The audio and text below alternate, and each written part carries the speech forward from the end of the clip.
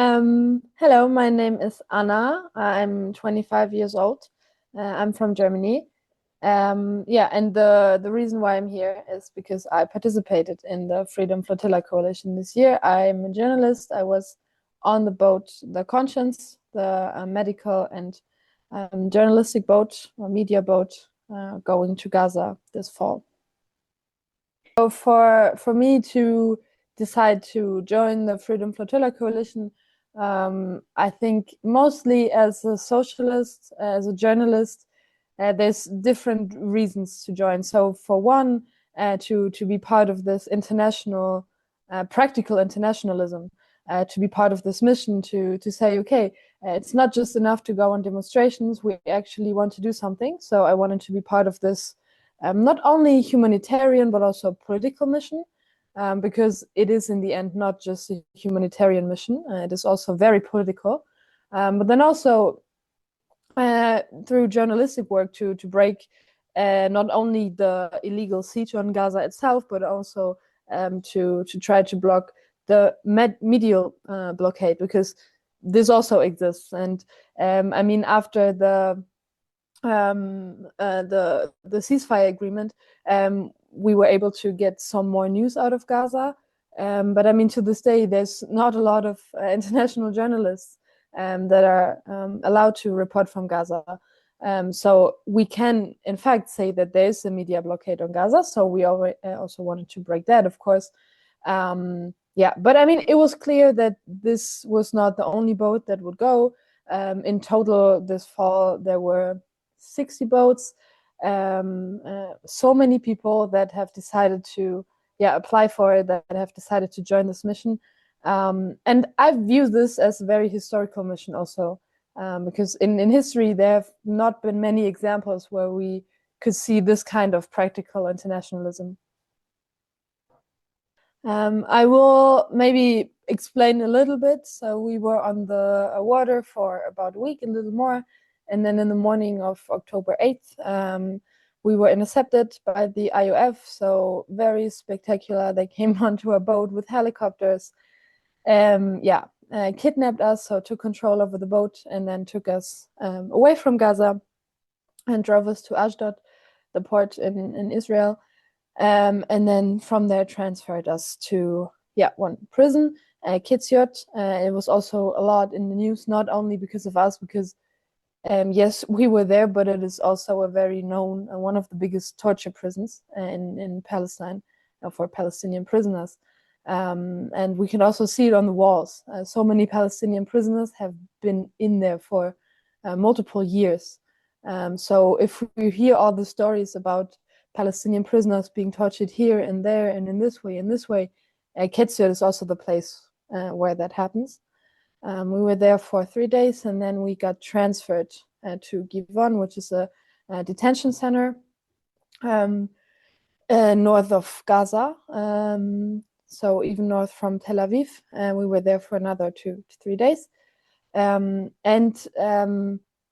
think the main reason also why I'm being interviewed here and I'm going public with this is because also we, and I cannot stress this enough, we experienced only like small aspects of the violence that Palestinians have to endure every day.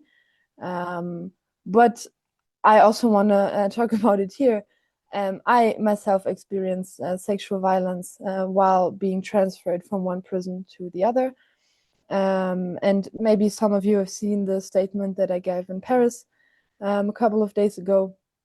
I said it there publicly for the first time while being transferred from Kitzur to Giv'on.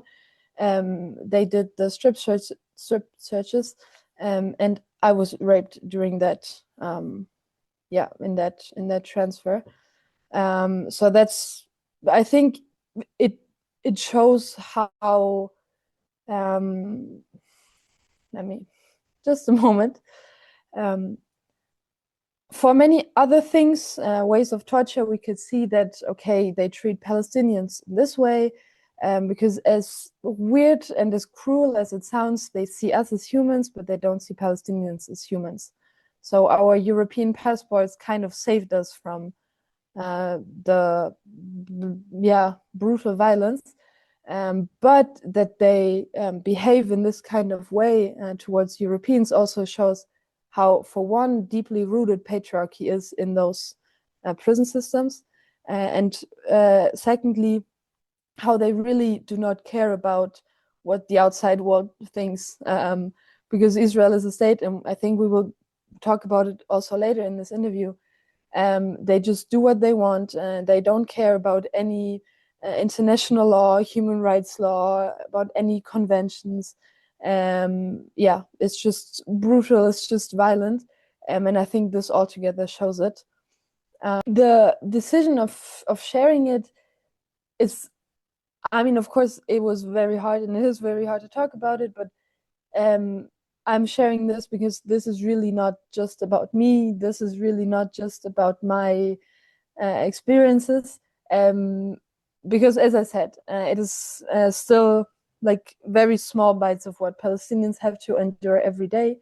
And also, I don't want to make it about me. But I mean, there is a reality that people will not listen to Palestinians, but they will listen to me because I'm European. And it is, I'm sorry for the language, but it is really fucked up. Like, it is this kind of system where we see all this violence, but still the world is silent. But also, there's nothing that I need to be ashamed of, because I did nothing wrong. This happened because I resisted. I resisted the strip searches, and that's why it happened. So if there's one to be ashamed, then it's the Zionist prison system, it's the Zionist soldiers, the Zionist prison guards, and the whole world that is not keeping Israel from doing this. So everyone's allowing Israel to do it. Everyone knows about it. The German government knows what's going on inside Israeli prisons, and still they're not doing anything about it. They're still funding this genocide. They're still funding this occupation. So this is, the reason why I'm sharing this. I'm sharing this, and not for me, but for all the people who cannot talk about it, for all the women, but also men, all the children who did not survive those attacks, who were killed after those attacks, who are still in prison to this day, all those who feel too ashamed to share it, all those that are not being listened to because they are Palestinians, and no one cares about them, or they're not even documented because they were born in prison and no one knows that they even exist. Because, as I said, Palestinians in the Zionist eyes are not viewed as humans. They are viewed as animals, as insects, as cruel as that sounds. So this is why I'm sharing it. Because as a journalist going into those prisons, I think now is my task to also share this publicly and to say, I don't have to be ashamed, and I'm not ashamed that this happened to me. But yeah, I just want the world once more to know what's going on inside those Zionist prisons. I think it is very hard to punish individuals for doing this, because they were all like, they covered their faces, and it's like, it's this systematic thing. People were covering their faces, so it's difficult for them to be punished personally. But I mean, those like personal punishments is also nothing that will bring me justice. Justice for what I have experienced is much bigger than just the people who did this to me being punished. Because we also know that there's so many rapists in Israeli prison systems who are not only not being punished, but they're also celebrated on national TV. Like the story that I think we all heard about, where another prison guard made it like public that those rapes have been going on, and then she's facing trials, and the guys who did that, those monsters, they are being celebrated on national television like national heroes, and they're showing their faces, they're showing their names, and they say that they're proud because their country gave them this task to deal with Palestinians this way. I mean, this is their words. So we see what happens with rapists. So I don't think there's any way that through personal or individual punishment we can get any justice. And I'm also, I mean, I can't say this enough. This is also not about just justice for me or what happened to me. Justice in this way, it's much, much broader. Justice would mean an end of Zionism, an end of the occupation, an end of genocide, an end of those prison systems, an end of all the violence that men and women have to endure. And yeah, I mean, justice in the end means the liberation of Palestine. So in the end, yes, I will get justice. Yeah, not maybe in the bourgeois way of justice, but yeah. But I'm sure that Palestine will be free, that Zionism will fall. So yeah, I'm very confident to say that we will get justice. And as I said, this patriarchal system is so deeply rooted in those Zionist prison systems. So all the patriarchal violence, all the sexual violence is something that is used to break the will of especially and mostly Palestinian prisoners day to day, from morning till the evening. And it's very, very brutal. And I mean, if you want to read about it on the internet, there's some pages where you can and some testimonies that have been shared. But this is not even close to being everything there is. And also, I mean, what shocked me also is that it's really not just women, but it's also men that have or that are experiencing those kinds of sexual assaults. But yeah, it just shows that it doesn't matter who you are, as long as you're Palestinian, you will be exposed to this kind of violence.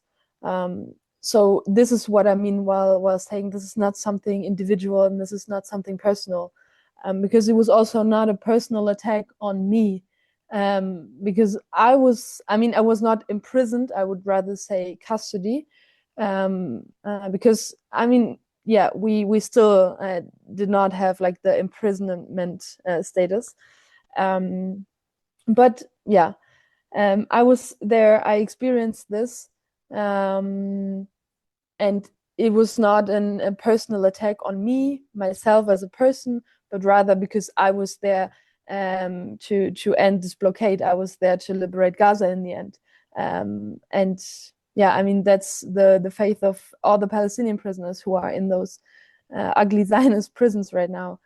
So this is what I mean when I'm saying that this is not something personal. Yeah.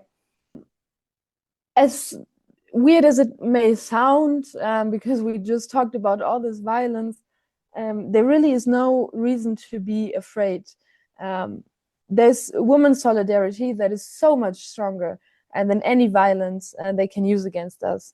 And I mean, I know this is really not about me, but you can imagine I got a lot of solidarity messages in the last couple of days. And it really gives me a lot of strength. And there's so many brave women in history that have endured so much violence in prison and who are so strong to this day, and they did not give up.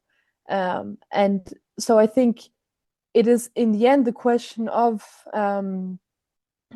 yeah, I mean, we want Palestine to be free. We want the Zionist regime to fall. We want the occupation to end. We want the genocide to end. So that means that we cannot be afraid. But I mean, in the end, it's also not just about not being afraid. It's more that no matter what happens, you have women comrades who are by your side. You have women that stand next to you, who are there for you, who listen to you. You can talk to them.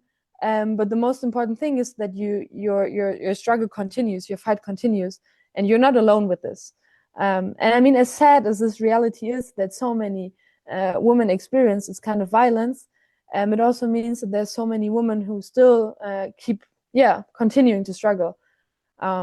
So we understand each other. We are there for each other, and we don't let each other be afraid, and we won't let our will be broken by this Zionist. Because if I can say one thing that if you're confronted with those IOF soldiers, they are this small. They don't have anything but their guns and their Zionist beliefs. But I mean, in the end, that will mean nothing compared to the liberation of Palestine and the liberation of all oppressed people. I would say we are not looking away. I mean, the fact that we're talking about this also is, a kind of revenge on the Zionist system. So the fact that this happened to us, and to explain all of this means, that the Zionist system will fall. And we are keeping you, all of you, in our hearts. And we will not be silent about any of this. And most importantly, and I cannot stress this enough, we will not stop fighting for justice. And I also said that in my speech. I will not stop fighting for justice, and we all, as a Palestine liberation movement, will not stop fighting for justice. Will not stop fighting for an end to this genocide, for an end to this occupation, for an end to all the starvation, all the sexual violence, and also physical, psychological violence, until Palestine is free and until there's no torture prisons anymore. And I think this is the promise with which I came back from this mission. And this is a promise that I came to this interview with today. And I think this is a promise that we give collectively to all the political prisoners in Palestine, to all Palestinian prisoners, that we will not be silent, that we will not stop to continue fighting until Zionism does not longer exist. I think there's many ways to describe it. I mean, one thing that I think became very, very clear, that this prison system is so brutal, so deeply rooted in patriarchal structures, and it really just is. I mean, we see how brutal and they occupied Gaza, how brutally they're occupying the West Bank now, and how they're not scared of any international conventions, no human rights law, no international law that can stop them from their expansion fantasies. And I mean, especially after the ceasefire agreement, we can see that. And the ceasefire agreement, Israel was not happy with it because, of course, the ceasefire was not what they wanted. Their plan was to just put Gaza to ashes in a couple of weeks, a couple of months, actually. And they were not able to do that. So they had to agree to the ceasefire agreement, which they broke, of course, because it was not their ideal to keep any life in or anything that's living in Gaza. So it became visible that it was not what Israel wanted.